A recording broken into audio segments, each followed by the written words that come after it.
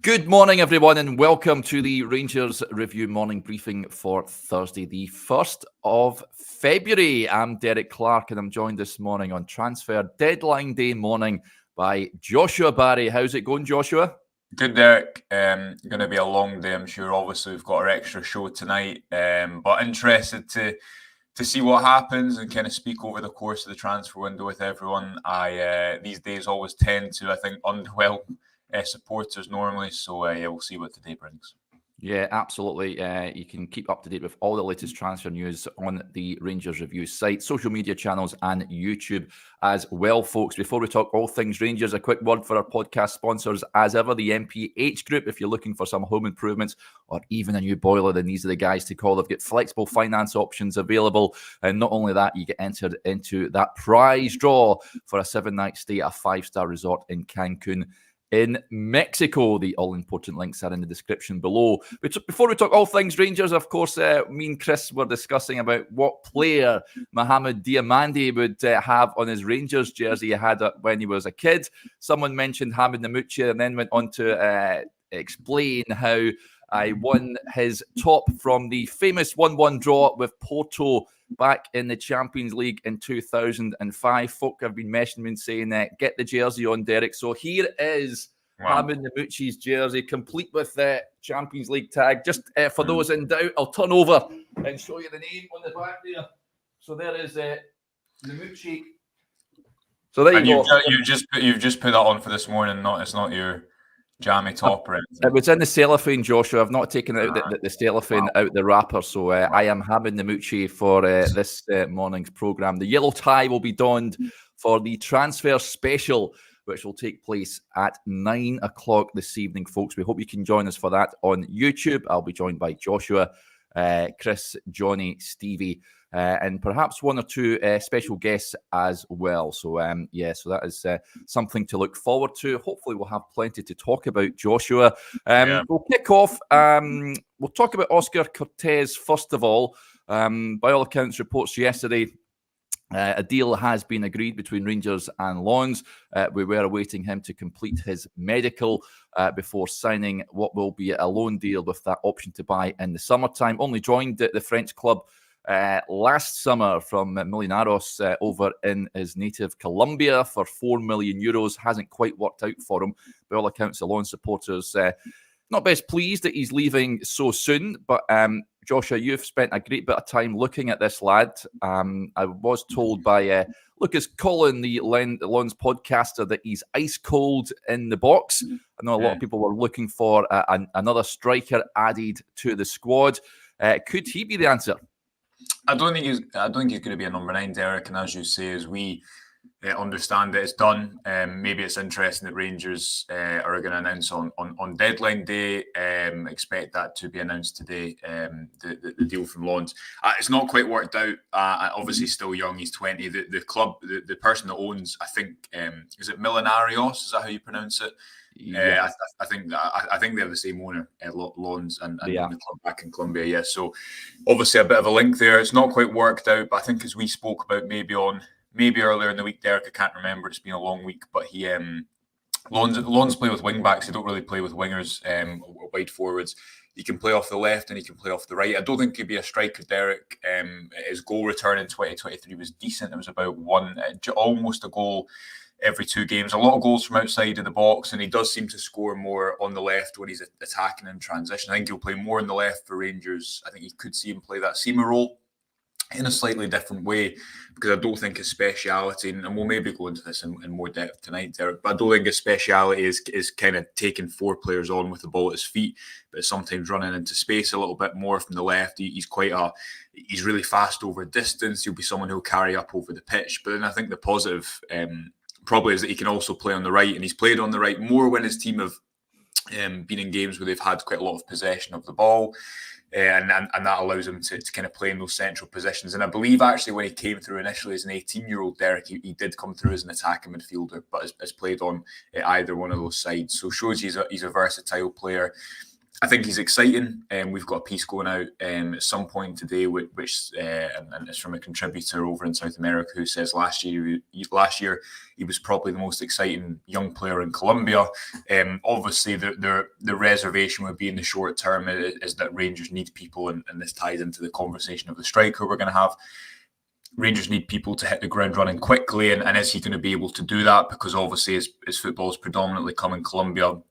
What is the adaptation period like after that difficult 6 months in France? But again, you've got a caveat with the fact that he's went straight into a top 5 league, and he's went into a system which doesn't really accommodate his best position. But it looks like an exciting deal, Derek. Again, I think he fits into the similar profile of Diomande. Maybe he's not the best last couple of months, but he's still someone who should have resale value. Is young, is still on his upwards curve instead of Rangers trying to resurrect it, which has been the case, I think, a lot over the last few years. And yeah, we'll speak about in more depth in his game in detail. There's a scout report on the website, and fully expect that one to be confirmed by Rangers before deadline day is finished. Yeah, absolutely. Lots of comments coming in. Let's get to a few of them. Billy says, I'm glad I mentioned the Mucci yesterday. It looks good on you. Thank you very much, Billy. And we're not having this... Filled Field says, Derek looks better from the back, which is that is a yellow card offence, buddy. No more of that. Thank you very much. Good to have Natalie tuning in, sitting in the living room of your stream mirror to the TV. Give us some good news, guys. Well, good to have your company, Natalie. Hopefully, as Joshua mentioned, we will have Oscar Cortez to discuss in detail in the transfer deadline show a little later on tonight. Whether Rangers add any more remains to be seen. At this point as well, I wanted to touch on a pretty mad day yesterday in the transfer window. Hefty isn't coming in this window, folks. An agreement hasn't been reached with the Apoel to release him from his loan deal. However, led to believe that Rangers can get him in the summer for nothing. I've heard that his contract is up over there at the Brazilian side in the summer, and Rangers preferring to pick him up in the summertime for nothing. Reported this yesterday, was told about it in the morning from someone that covers Cypriot football in depth. I then tweeted it out to a barrage of tweets on my timeline saying that I've fallen for a fake Fabrizio Romano account. So I immediately... alarm bell started ringing. I was wanting to find out where in Cyprus it was being reported. I was sent a website, and it had said tweet embedded in the article. So I was then thinking, wow, if this is this news agency been duped, shall we say? And have I been duped? So I deleted the tweets only for the news to be confirmed later on in the afternoon. So it was, in fact, true, folks. I was getting a lot of messages yesterday. People retracting their comments when they were directing a bit of banter, shall we say, towards my good self in the Rangers review for apparently falling for a fake account. But it was indeed true, folks. That deal is off. So moral of the story, stick to your guns if it's something you believe in, folks, despite people calling you an umpty and a dafty and all that sort of stuff. So that is the moral of the story for that one. But Hefty's not coming, Joshua. That tells me that Rangers will be looking to close out the season with both Borna and Ridvan, unless a substantial offer comes in. I'd imagine all the noise is centred around Ridvan. But at this late stage of the day, I think there will be no movement in that area unless Galatasaray up the fee considerably. Yeah, I think the amount of noise in the left-back position, Derek, tells you that it's been a moving situation whereby I'm sure if Rangers had got a decent enough bid for Barisich, who is out of contract in the summer, only has 6 months left on his deal, and it looks like at the moment he's lost his kind of first-choice slot to Ridvan Yilmaz. Obviously, you've got to remember, before the Real Betis game as well, Ridvan could not play in European competition, so did that play into the fact that Barisich was first choice? Maybe so.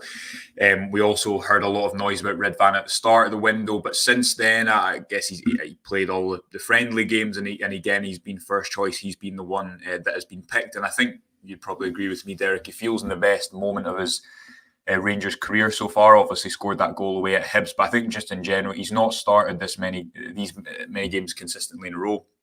And I think a pretty viable question started to be raised that okay, if you take it back to November when Ridvan wasn't really in the squad and or in the team and it wasn't really working, you could maybe, the argument that maybe you get your money back and you get a short-term solution in someone like Jeffy to cover for Barisich until the end of the season, with the hope that he becomes your first choice left back going forward, and you recoup the money for Ridvan that you spent because he still has value in especially the Turkish market, as you're mentioning there with Galatasaray, then okay, you can see the logic, but things change very quickly in football, and things I think have changed in the last couple of months with Ridvan, where suddenly you're looking at his performances and you're thinking, do you know what? This is his first run in the team. There was a reason that Rangers paid a decent amount of money for him in the first instance. Yes, it's taken us a while to see that come to fruition. Yes, there's probably still a couple of question marks about his game, but could he be worth a lot more in a couple of years, in a couple of seasons? Potentially, I think he could, Derek. So I always thought the left-back situation was one Rangers could maybe manage until the end of the season. It's all moving pieces in the transfer window, especially when a club like Rangers, you're working within a budget. It's not as if they have an endless budget to go out and spend on other areas, as we'll come on to talk about with the striking situation. But I fully expect Ridvan to be Rangers' first choice left-back going forward. If you can then bring Jeffy in the summer to provide competition and a bit of backup, I think that's a good option. And until then, I think Barisich can do that. But as I say, for the moment, I think Ridvan's the first choice. And let's see what he can do with 4 months of games ahead of him. Yep. I'm excited to see. I hope that Ridvan stays. He's getting that run of games consistently now. He is performing at a decent level, as you say, Joshua. Borna, incidentally, I've seen some suggesting that there is a bit of interest in him. As of Friday, there was nothing. There might have been something over the weekend.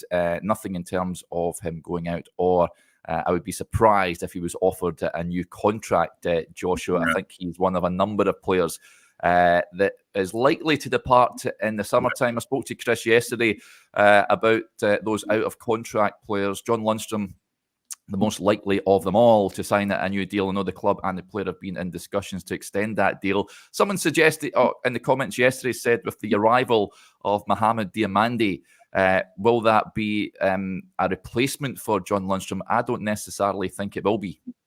I don't think a direct replacement. I agree. I think Diamande was actually speaking to my cousin about this on WhatsApp this morning. And I think he's a player who, if you think about where does he fit in from what I've seen so far, and we're going to have a more in-depth feature on Diamande next week, Derek, which will hopefully give us more insight into the player. I think he's a player who you're going to want as involved in the game as possible. And what I mean by that is I don't think you want him as just a number 10 who stays high and attacks the box. He's someone who can receive under pressure. I think especially on that left-hand side of the pitch is an area where Rangers have lacked a kind of specialist in a while. Since they lost Kamara, since they lost Aribo, I don't think they've had a player who, if they had to choose a side of the pitch to play on, it would be the left. I think for Raskin and Lundstrom in particular, certainly Cifuentes and Jack, maybe he can play on the left as well, but obviously pretty predominantly right-footed.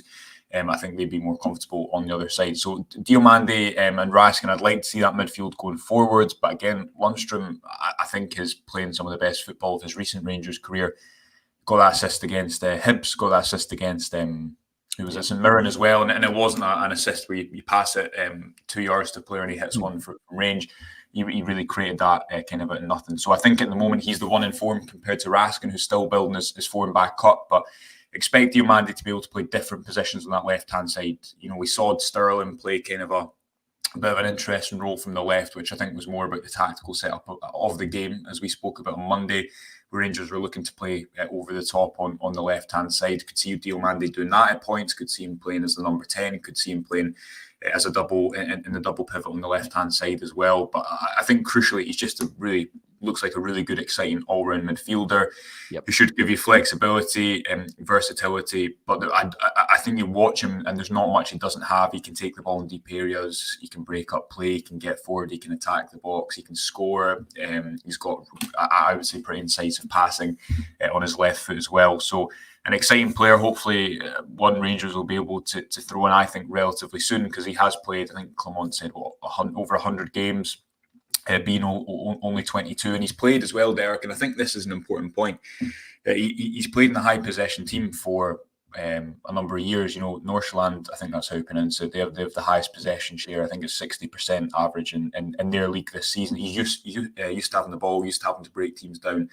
So hopefully the acclimatisation to the defences he'll face in Scotland will take a little bit less time than it usually does for players. But he's the one so far that I probably say I'm most excited about, because I think he's the profile that Rangers should have been recruiting in the middle. And yes, you can say, okay, Rangers should have prioritised a striker, but I don't think their squad, personally speaking, is in a position where you can be picky. I think when a player like Diomande comes up in that type of market for that type of profile, you have to think long term. Yes.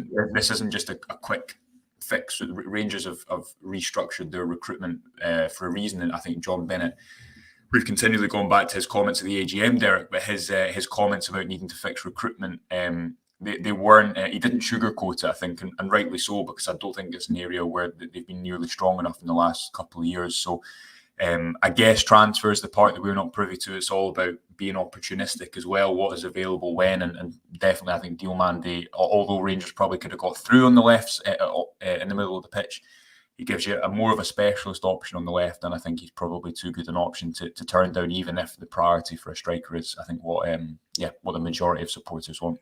Yeah, certainly in the comments this morning, that a lot of folks are asking what's the situation with the striker.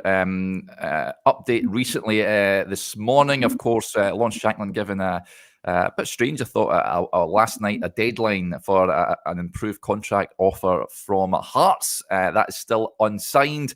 As yet, Hearts haven't received any approach for Lawrence Shanklin, folks. So for many of you that are messaging in at this moment in time saying what's the script with Lawrence Shanklin, there is his daily mention for the day. Denzel with a point here. He says, I really hope we can bring in a striker. I doubt it'll be Shanklin or anyone we'll instantly recognise, but there needs to be another body or forget a league challenge. If another out-and-out number 9 doesn't come in, Joshua, are you concerned about Rangers' title aspirations? Cyril Dessers, the onus will be on him, or will Fabio Silva come in and help the big man out? Right, I'm gonna give you the devil's advocate on both sides, Derek, and you can tell me where you disagree with me. On one side of the fence, I think you have the fact that, okay, Danilo, I would expect that he does not play a meaningful part this season. Even if he is back fit, I don't think you're going to get him back. We've seen it with Yanis Hadji, who's out for a little bit longer. I think you're going to do well to get him scoring goals this season. Abdallah Sima maybe is a bit of a different story. I think there was a reason Clement sounded upbeat when he briefed about that, so maybe you can count on him towards the end of the season. What are your options in there? You've had Dessers, who the Old Firm moment is such a big moment, Derek. We spoke about it with Stevie recently. I think they're the moments that define legacies at Rangers. Still out with that game. Obviously scored in the big game away at Real Betis, but Rangers haven't won a meaningful Old Firm in far too long, so that's understandably going to take a lot of the attention. Outside of that, I think his goals per game ratio in the league is the second best in the league at time of speaking, behind Lawrence Shanklin by 0.02 goals. Shanklin, I think, is 0.77. And Dessers is 0.75. I think he is someone who you would say he will score a fair few more goals domestically between now and the end of the season. Is it enough to win the league? I don't know. I'm not going to say confidently it is, and that's where I really understand the other argument. Because then you look at, if Fabio Silva had signed today, Derek, and he hadn't signed last month, would the mood be different? Now, I'm not saying definitely yes, but if hypothetically Rangers had brought in this young player who, and I know he's not scored goals yet, and he's not had many minutes. So the longer it goes on, it's like a new toy. He's not the shiny new exciting things, and people, the narrative of he's not a number 9 is built up a lot. I think he is a number 9. I asked him this question. I asked him the question when we're at La Manga. What type of player are you? He wasn't saying he's not a number 9 and that he's not someone who's going to start in that position. I think he was just saying his interpretation of the role is slightly different. So, Derek, I don't think the type of goal that Dessers scores at St Mirren at the weekend, I don't think that is necessarily Fabio Silva's game. I don't think he wants to sit on the last line and not get that involved in the game. I think he wants to be, not a dissimilar way to the way that Morelos always wanted to get involved. And I think we've seen Silva be quite good with his back to goal. So then maybe you have the argument that, okay, you have Dessers who's going to score against your St Johnstone's away from home. They're coming up, so it's on my mind. Or St Mirren, we saw him off the bench against Hibs. You think he's going to score you a fair amount of goals, right, domestically between now and the end of the season. And then hopefully Silva comes in when you need them in the big games to give you that technical level at the top end of the pitch. I don't know. The argument against that is this, Derek, that if you look at the last Old Firm game, and I think you look at a lot of the Old Firm games last season, and let's not sugarcoat it, that is where the league will be won and lost. Rangers need to not only win at Ibrox if they want to win the league, probably need to win away at Parkhead to win the league as well. And what will be the last Old Firm game of the season, you certainly can't rely on not winning those games to win the league. And if you look at that Old Firm game on the 30th, and you look at the one, was it the 30th? Yeah, it was the 30th. And you look at the one at the start of the season as well. I think the stat we had was 6 out of 7 games. The Rangers had the higher expected goals in Old Firms last season. Now, before everyone shouts at me, no, that does not mean that Rangers should have won those games. But what I do think it shows in a calendar year where Keogh, I think, scored 7 goals in the Old Firm fixture, Rangers have lacked players to either run that game in the middle of the pitch or really control it, or make the difference at the top end of the pitch. And then the argument would be, okay, if you just add a little bit more quality in there, the small differences that Rangers have not been able to push over the line, they can be pushed in Rangers' favour. So I understand. I think there is some context to be given that Rangers still have signed a striker in this window in Fabio Silva. Yes, we might still need to see a little bit more of him, but people were excited when he arrived, and I think timing is so important in the transfer window. We saw this a couple of seasons ago when Rangers didn't sign anyone after the Champions League qualification, and understandably there was quite a lot of frustration about that, and Dessers has scored goals, so there's that side of the fence. On the other side of the fence, though, you look at, say, a front four of Cortez coming in, and listen, he's not played much European football.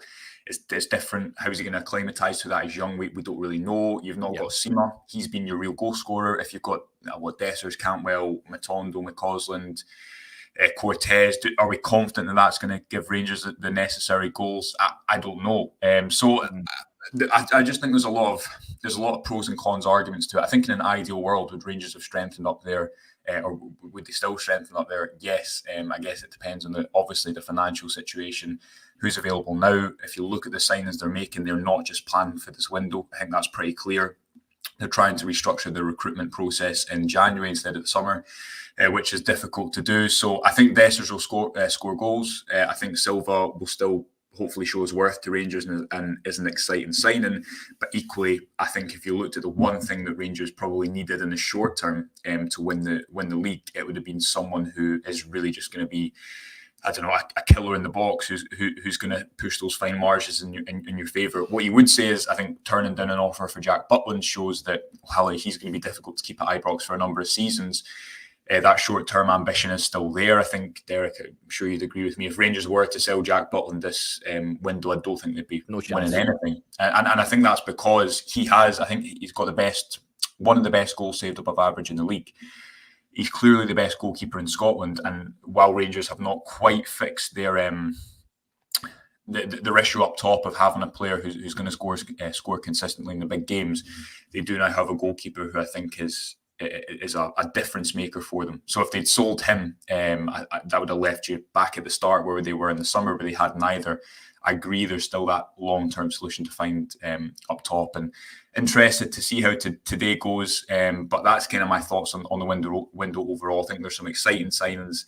I think there's some context to be applied, but I also definitely understand supporters when you're watching these games, and that, again, speaking from experience, watching those Old Firm games, especially reporting on them, and what the numbers show is that Rangers needed quality going into in the final third going into this window, and we'll see coming out of this window how they're placed for the rest of the season, I guess. Yep. Let's get to a few of the comments come in. David Penny, just on the striking situation, he says, we won't win the league with one striker. What happens if Dessers gets injured? No natural number 9 to take his place. And Matthew Ross, I like this. He says, Dessers is going to do a reverse Negri this season. Watch this space. Well, he's certainly going the right way about it, is Big Cyril, and hopefully he can continue in that vein. Of course, over the last... was it Tuesday evening, Joshua? There was reports in Italy that Verona and Torino were keeping tabs on him. Like Butland, we wouldn't have been seeing this a good few weeks ago, but a hands-off Cyril Dessers. Rangers cannot afford to lose him, that's for sure. Yeah, I think the stat was as well, I think it was Adam tweeted out that he had his 12 goals and 9 assists or 7 assists on the surface of it. he's had a 20 goals and assists first half of the season, so it's been an absolute dream for anyone looking on the outside. When in reality, as we wrote about a few days ago, Derek, it's been quite the comeback story. But yeah, I mean, I even think selling Dessers, could you replace him with could you use that money better? Probably, yeah. Could you use that money well? But it's again the short term. I guess thinking of how that works in a quick turnaround in the January window, I would be surprised, like going into next season, if Cyril Dessers is Rangers' first choice striker. At the moment he is, and at the moment he's scoring goals. But I totally agree with the comments who think they need more incision at the top end of the pitch. But equally, again, you look at Dessers' stats and his form since Clement arrived. You take out the old firm, that's the issue, and I totally acknowledge that, because that's the game that the game that really matters. He's done a lot of good things, but do people have real confidence in that forward line that it's going to deliver Rangers a league title? I don't think so at the moment. So we'll see, Derek, because the form under Clement has been impressive. But yeah, I thought it was a funny tweet from Adam. If you do look from the outside in, then Dessers has had a fantastic season, but obviously it's been a bit more nuanced than that, shall we say. Yeah, let's go back to Cortez, because some interesting points that I wanted to raise. First of all, Keith Cowie with a point, would Cortez be up to speed and fit enough to come in and start this weekend? And I'll see with the point, 20-year-old Cortez being the difference maker. Big ask. Yeah, he is only 20 years of age. He is a young kid, like you say, Joshua, coming over from another continent that has found it a little bit tough over there in France. Remains to be seen if he can adapt to Scottish football. I'd imagine it's slightly different to what he's used to, not only in France, where there's a lot more time on the ball, but also in Colombia as well. But if he has any sort of impact as the previous Colombian, not his last season, of course, but before that, then I think Rangers will have acquired a decent player here. Whether he can play at the weekend remains to be seen. Whether the deal is signed, the medical's done, international clearance there is to consider as well, visa and what have you, work permits. I know that Diamande just jetted into Ibrox at the beginning of the week. Just on those two, Joshua, can you see both or one of them making a debut against Livingston? I think we should also caveat, Derek, that on the topic of more signings, everything has been so quiet until it's been announced at Rangers this window. Compared to the summer, compared to before. So that's probably important to keep in mind. Hopefully not to give people an abundance of false hope. But you look back to the Fabio Silva deal, and that was that only really came out on the day of his arrival. Diamande, obviously it took a little bit longer, but again it broke on the Danish side of things, and kind of came completely out of the blue as well. And then Cortez is not too dissimilar. So we'll wait and see what today holds, Derek. I just think that's an important point to mention. It's not to say that nothing else will happen, but it is probably important to caveat the fact that the Rangers have been, that the noises have been quite quiet until the deals have been obviously at quite an advanced stage so far.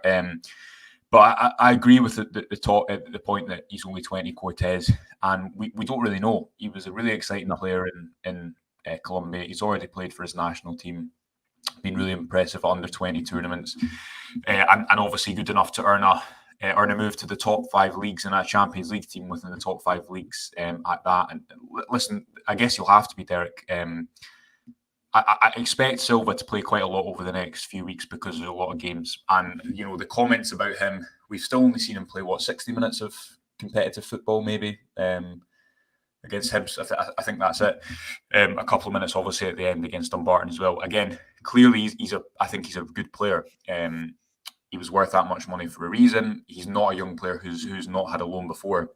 He had 2 good loans last season, one of which was at PSV, where he won the cup in the Netherlands as well. So I think he'll have a big part to play over the course between now and the end of the season, Derek. We'll just have to wait and see what he does over the next few weeks. Could he play off the left at points? Will Cortez play off the right or the left? I think you'll see him play in both positions. I thought before the winter break, Ross McCausland does one of his best games against Kilmarnock, but I do think you need depth out there. Again, you remember he's only 3-4 months into his professional career. So yeah, let's see what today holds. Obviously, we're going to have lots and lots of coverage tonight on what's happening, any more deals that have happened, and we'll go into some more depth about the players who have arrived. I think it'll be interesting to talk more about the Fabio Silva number 9 comment. Diomande, where does he fit in? And then as well, Cortez, what type of player is he?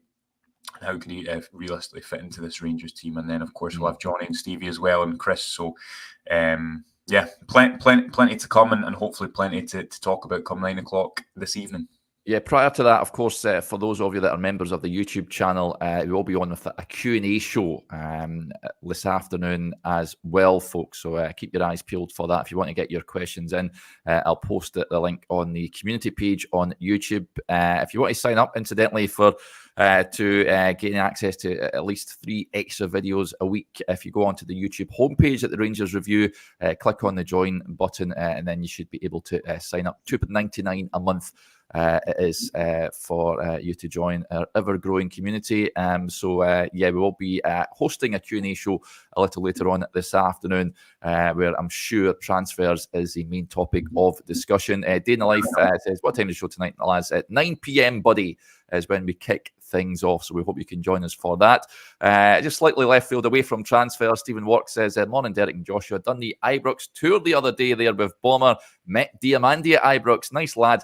Hope it works out for him. Superb stuff, Stephen. Yeah, you and me both.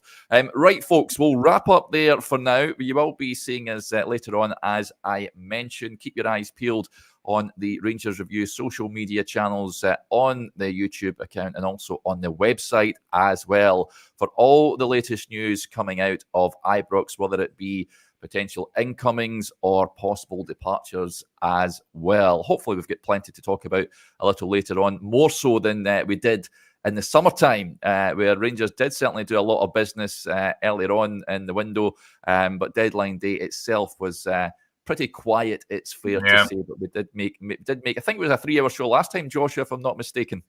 I think it might have been longer. I don't think I actually did the last one, because if memory serves me, was it not right after the PSV away game? I think seems like an absolute lifetime ago now. But yeah, listen, we'll make it good fun and have plenty of talking points regardless. A lot of people on just now, so just remind people to subscribe to the website. It's the best way to support what we do. Loads of insight from this transfer window, how deals have happened, scout reports of players. We're going to have more features speaking to people who've worked with the likes of Diamande in the past, coming over the next couple of weeks or so on the website as well. So do subscribe. You can click on the link in the comments. The description there? The description. You can click on the link and follow through there. And yeah, look forward to speaking to everyone later, and hopefully everyone has a happy transfer deadline day, if you can say that.